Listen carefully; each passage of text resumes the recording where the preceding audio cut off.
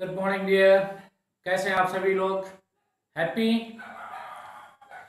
सो electrostatics का पहला lecture यानी charge and electric field first lecture, जहां चार्ज के बारे में आपने देखा कि चार्ज क्या है और कैसे हम, चाहे वो न्यूट्रल पार्टिकल हो या चार्ज पार्टिकल हो, चार्ज की वैल्यू निकाल सकते हैं। चार्ज Q बराबर प्लस या माइनस यानी यानी या तो पॉजिटिव चार्ज होगा और या तो निगेटिव चार्ज होगा। जहां ये जानना जरूरी है कि एलिमेंट्री चार्ज यानी minimum charge possible on any particle that is so far considered charge on electron 1.6 into 10 to the power minus 19 coulomb, right? So you can find out the total charge on any object, any matter. If there is shortage or excess of electron, it can be positive or negative. You have seen question. Now let us see what are the various units of the charge. आप किसी भी chapter में जहां भी charge है वो किसी भी सिस्टम ऑफ यूनिट में दिया जा सकता है, और खुद स्पेशली मेडिकल में यूनिट ऑफ चार्ज से जुड़े क्वेश्चन डायरेक्ट होते हैं। So please take care of जो आपको किसी भी एग्जाम में काम देगा। तो unit of charge it is taken from current electricity, जो आप आगे पढ़ोगे।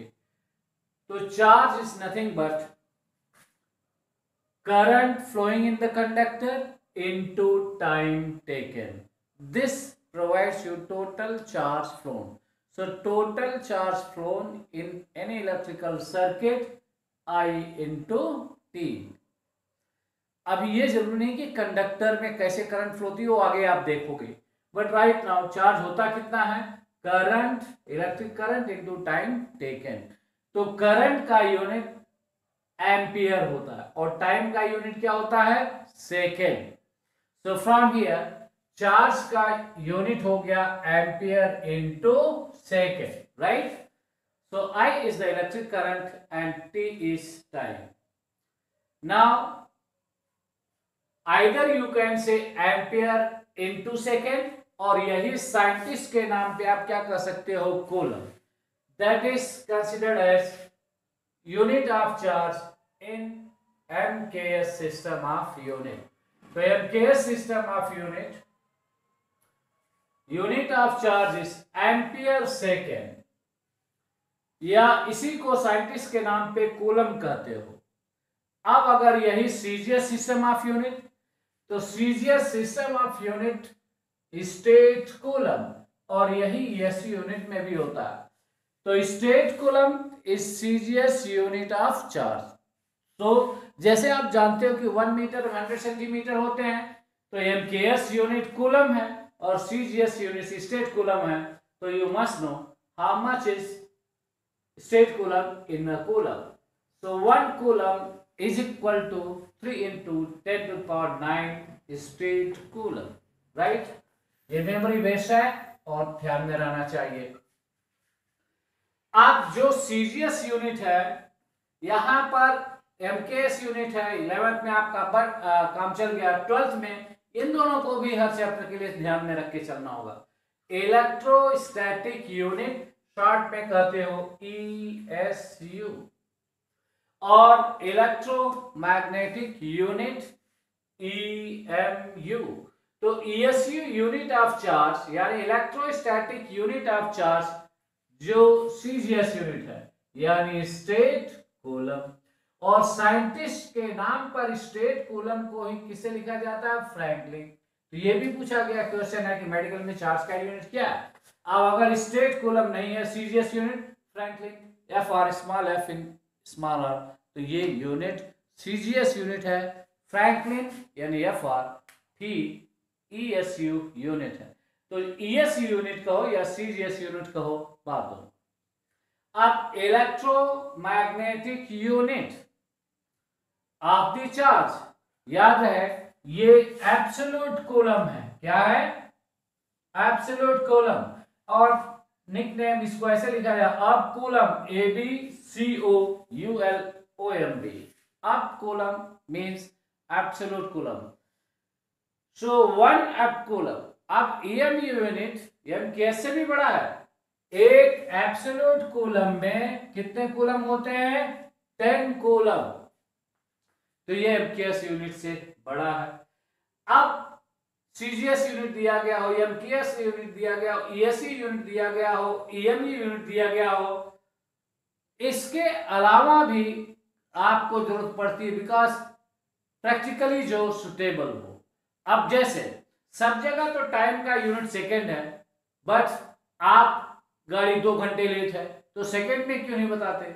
उम्र 10-20 साल है, 20 ईयर्स है। अब अगर कोई ये पूछे तुम्हारी एज कितनी है, तो आपने ईयर्स में बताया, आप बोले मुझे ईयर में नहीं पता, सेकेंड में बताओ।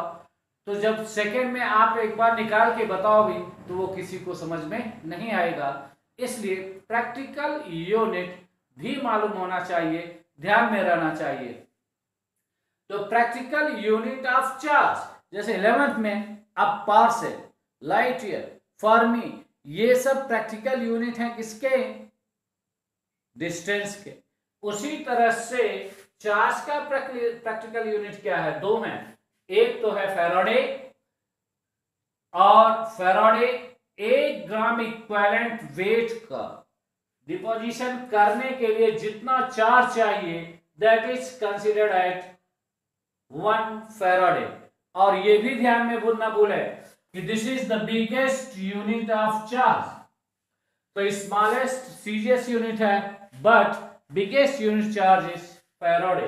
ये ईएमई यूनिट से भी बड़ा है।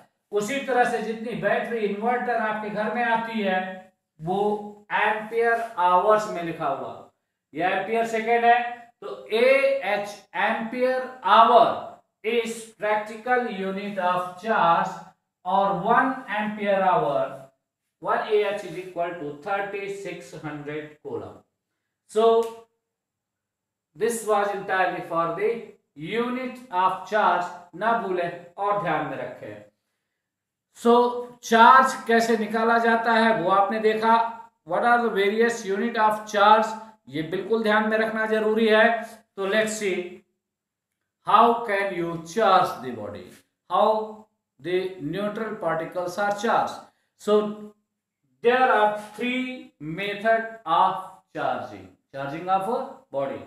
कौन कौन से मेथड है, charging of body by friction, charging of a body by induction, and charging of a body by conduction. So 3 method of charging, one by one we will see charging of a particle, right?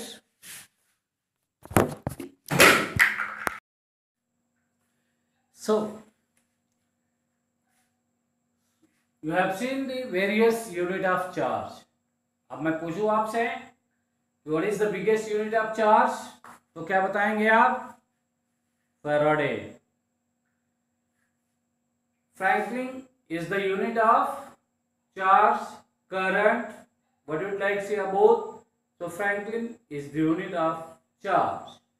1 absolute coulomb is equal to 10 coulomb, and 1 coulomb is equal to 3 into 10 power 9 state coulomb. ठीक है, ampere hour practical unit है, 1 ampere hour is equal to 3600 coulomb, and 1 faraday वो भी practical unit है, is equal to 96,500 coulomb. So now let's see how a neutral particle is charge. इस दुनिया में either neutral particle हैं या charge particle हैं। तो ओल्डेस्ट वे जहां से इलेक्ट्रिसिटी वर्ल्ड इस दुनिया में आया, so in European country when the 2 neutral particle were rubbed, एक दूसरे के साथ रगड़ा गया। फॉर एग्जांपल सिल्क का क्लॉथ और इससे ग्लास रॉड को रब किया, तो दोनों में फ्रिक्शन है। जब किसी 2 चीज को आप हाथ को ही रगड़ के देखो तो गर्म होता है। क्यों गर्म होता है, because of friction, heat energy is produced, right. So when two neutral particles both were rubbed, there is production of heat, यानी heat energy is produced due to work against friction. Now this heat energy produced increases the kinetic energy of free electron inside the metal. तो जब रब किया तो heat is produced because of friction, और ये heat energy ही kinetic energy बढ़ाती है जो फ्री इलेक्ट्रॉन है आउटसाइड। और जैसे ही फ्री इलेक्ट्रॉन की काइनेटिक एनर्जी, अगर सरफेस है, हर सरफेस की बाइंडिंग एनर्जी होती है, अगर इस इलेक्ट्रॉन की काइनेटिक एनर्जी ज्यादा हो गई बाइंडिंग एनर्जी से, यानी kinetic energy of electron becomes greater than binding energy, electron comes out, ये बाहर आ जाता है। और जैसे इलेक्ट्रॉन बाहर आएगा तो जिस मटेरियल से बाहर आया वो मटेरियल पॉजिटिव चार्ज हो जाएगा, यानी गेट्स पॉजिटिवली चार्ज, राइट। अब जब रब किया है तो दूसरे की भी बाइंडिंग एनर्जी है, लेकिन इलेक्ट्रॉन की काइनेटिक एनर्जी ज्यादा है, तो इट में गेट इनसाइड। तो जब रब करते हैं तो किसी से इलेक्ट्रॉन बाहर निकलता है और किसी के अंदर इन करता है, तो जिससे बाहर निकला वो पॉजिटिवली चार्ज हो जाता है और जिसमें इन किया वो निगेटिवली चार्ज हो जाता है। That is how the charging by friction takes place. और ये तब आप करते हैं जब दोनों पार्टिकल न्यूट्रल हो, यानी किसी एक पार्टिकल पर चार्ज ना हो, then you can charge the body by friction by just rubbing to each other. Many practical examples we will see. Now second is the charging by induction. Induction से charge करना। अब देखो, जैसे छोटे बच्चे होते हैं उनको केवल दूर से आंख दिखा दो तो वो डर जाते हैं, और दूसरा रास्ता थप्पड़ मारने का भी, ठीक है। तो थप्पड़ मार के डराना या केवल आंख दिखा के डराना, दोनों में क्या फर्क है? आंख दिखा के डराया यानी फिजिकल कांटेक्ट नहीं हुआ, लेकिन थप्पड़ जड़ दिया यानी फिजिकल कांटेक्ट हुआ। एक तो बात समझ में आई। दूसरी चीज है, आप मिठाई की दुकान पे गए, मान लो किसी स्वीट शॉप में, तो अगर देसी घी के रसगुल्ले बन रहे हैं तो केवल स्वाद से मुंह में पानी आ जाना, बिना रसगुल्ले खाए मुंह में पानी आ गया, ये इंडक्शन है। और रसगुल्ले खाने के बाद मुंह में पानी आए, ये कंडक्शन है। तो चार्जिंग बाय इंडक्शन और चार्जिंग बाय कंडक्शन दोनों है। तो फर्क क्या है? एक पार्टिकल का चार्ज होना जरूरी है और दूसरा न्यूट्रल पार्टिकल। याद रहे, फ्रिक्शन में दोनों न्यूट्रल थे, बट यहां एक चार्ज बॉडी का होना जरूरी है। So charging of a neutral particle under influence of a charge particle without being in physical contact नहीं होना चाहिए। ये मान लो स्फेयर, लेट्स से दैट ये स्फेयर ए है और इस पे चार्ज प्लस क्यू है, ये पॉजिटिवली चार्ज है, और ये न्यूट्रल पार्टिकल है। अभी आपने पढ़ा नहीं है, लेकिन ध्यान दें, इस पार्टिकल का मान लो के क्या है? के इज डाइइलेक्ट्रिक स्ट्रेंथ, राइट। तो अभी आप नहीं जान रहे कि डाइइलेक्ट्रिक कांस्टेंट स्ट्रेंथ क्या है, जस्ट वेट। ये मटेरियल के बिहेवियर को रिप्रेजेंट करता है, जो ये बताता है किस हद तक वो कंडक्टर है या किस हद तक इंसुलेटर है। अब एयर इंसुलेटर है तो एयर का डाइइलेक्ट्रिक कांस्टेंट 1 होता है, ये सबसे बड़ा इंसुलेटर है। बाकी सभी मटेरियल का डाइइलेक्ट्रिक कांस्टेंट इससे ज्यादा होता है, और सभी मेटल का डाइइलेक्ट्रिक कांस्टेंट आप इनफाइनाइट मानते हो, यानी डाइइलेक्ट्रिक कांस्टेंट में वेरी फ्रॉम 1 टू इनफाइनाइट। और ये सब एक एक नंबर बोर्ड के क्वेश्चन है, फॉलोड बाय कंपटीशन के तो क्वेश्चन है ही, राइट। तो जैसे इस न्यूट्रल पार्टिकल को इसके पास लाए और न ही टच कराया और न ही तार से जोड़ा, यानी कोई फिजिकल कांटेक्ट नहीं है, तो इस न्यूट्रल पार्टिकल का एक सरफेस निगेटिवली चार्ज हो जाता है, यानी यहां पॉजिटिव चार्ज है तो ये निगेटिव चार्ज हो जाएगा, और इसका दूसरा वाला सरफेस पॉजिटिवली चार्ज हो जाएगा। याद रहे पहले भी नेट चार्ज 0 था, अब भी नेट चार्ज 0 है, केवल हेरा फेरी है। पहले आप जैसे इसको पास है तो इसके इन्फ्लुएंस में इसका पास वाला सरफेस अपोजिट चार्ज से हो जाएगा और अपोजिट साइड वाला सरफेस सेम चार्ज का होगा। तो ये जो है ये इंड्यूस चार्ज है, इसको मान लो कितना है Q डैश, तो ये इंड्यूस चार्ज का नाम दिया है इसे Q डैश। अब इंड्यूस चार्ज होता कितना है, जितना चार्ज इस पे है। पहली चीज माइनस साइन ये शो करता है कि induce charge is opposite in nature. तो फर्स्ट पॉइंट यानी पहली बात तो ये है opposite in nature.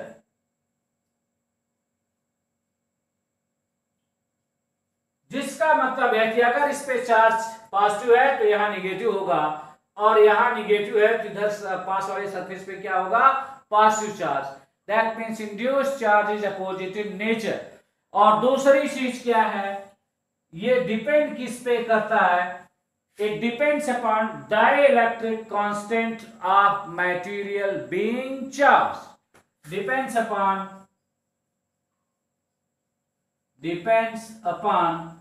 Dielectric constant,